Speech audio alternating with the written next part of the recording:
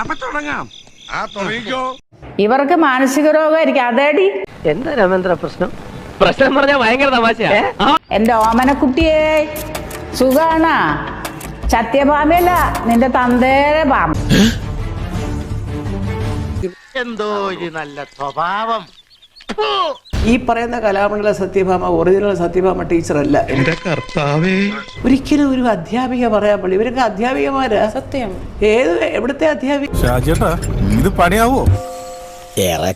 കലാമണ്ഡല Satyabhama teacher മരിച്ചില്ലെന്ന് 50 പേര് ചോദിച്ചു കഴിഞ്ഞാൽ 50 നിങ്ങൾ ഉദ്ദേശിക്കുന്ന ടീച്ചർ മരിച്ചു. ഇത് വേറെ ഡ്യൂപ്ലിക്കേറ്റ് ഡമ്മി. അധ്യാപകരെന്ന് പറഞ്ഞാൽ നമ്മുടെ മനസ്സിലൊരു സങ്കല്പമുണ്ട്. അത് അധ്യാപികയാവട്ടെ, അല്ലെങ്കിൽ സാഹിത്യകാരിയാവട്ടെ, അല്ലെങ്കിൽ ഒരു വക്കീലാവട്ടെ, പറയുന്ന ഭാഷയ്ക്ക് ഒരു സഭ്യത വേണം.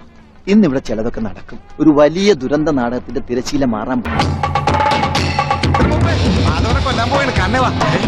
അപ്പോഴേ അന്തസ്സുള്ള തറവാട്ടി പറഞ്ഞവർക്ക് പറ്റണ പണിയാണോ ഇത്? അവർക്ക് എന്താ അറിയാം? അവർക്ക് കലാമണ്ഡലത്തിന്റെ മുമ്പ് കൂടെ ബസ്സിൽ പോകാനുള്ള യോഗ്യത ഉണ്ടോ? മല്ലികയ്ക്ക് ഭയങ്കരം തന്നെ.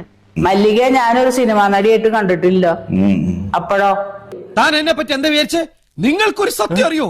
ഞാൻ ഒരു വലിയ സംഭവം പറഞ്ഞത് എന്താ അറിയോ? ഞാൻ ഡ്യൂപ്ലിക്കേറ്റ് ആണ്. ഡ്യൂപ്ലിക്കേറ്റ് ആണ് അത്. ഞാൻ എന്നാ പറയാ മല്ലികയ്ക്ക് എന്താ അറിയാം? മല്ലികയ്ക്ക് ഞാൻ കളിക്കുന്നത് പോലെ, ഞാൻ രണ്ടുപേരും പാടുന്ന പോലെ മല്ലിക ചെയ്യോ? എന്തൊരു പരീക്ഷണം. കലാമണ്ഡലത്തിലെ മുന്നിലൂടെ ബസ്സിൽ പോയത് കൊണ്ടാണ് ഇവരുടെ പേരിന്റെ കൂടെ കലാമണ്ഡലം. പോടാനായേ. അതാണ് ഞങ്ങളുടെ കുടുംബത്തിന്റെ മഹിമ. മല്ലിക ആരാണെന്ന വിചാരം? ഓ, മല്ലിക ആരാ? നിനക്കൊക്കെ അല്ലേ അവള് ദൈവം. എനിക്കാരാ മല്ലിക? ഒലക്ക കിട്ടുമോ? ഒലക്കയോ? ഒലക്ക ഉണ്ടാവില്ല കേട്ടോ, ഒരല് മതിയോ? മക്കളെ ഡോക്ടറാടാ തെണ്ടി. നീ ഒരു വ്യാജ ഡോക്ടറല്ലേ? നീ ആരാ മല്ലിക സുകുമാരന്റെ? വേൾഡിൽ ഇതുപോലെ ഒന്നേ ഉള്ളൂ. ഇവളെ ഉണ്ടാക്കിയ ശേഷം പടച്ചോനെ അച്ഛൻ ഉടച്ചു കളഞ്ഞു. നീ ഇവിടെ നേരിട്ട് വാടാ തെണ്ടി. നീ ജനിച്ചത് എങ്ങനെയാടാ? തുണിയും കോണകവും ഒന്നും ഇല്ലാണ്ടല്ല നീ നിന്റെ അമ്മയുടെ വയറ്റിന്ന് വന്ന്. തലക്ക് സുഖമില്ലാണ്ടായ എന്താ ചെയ്യാ? പാവം. വല്ല മരുന്ന് കൊടുത്താൽ കുറയൂ.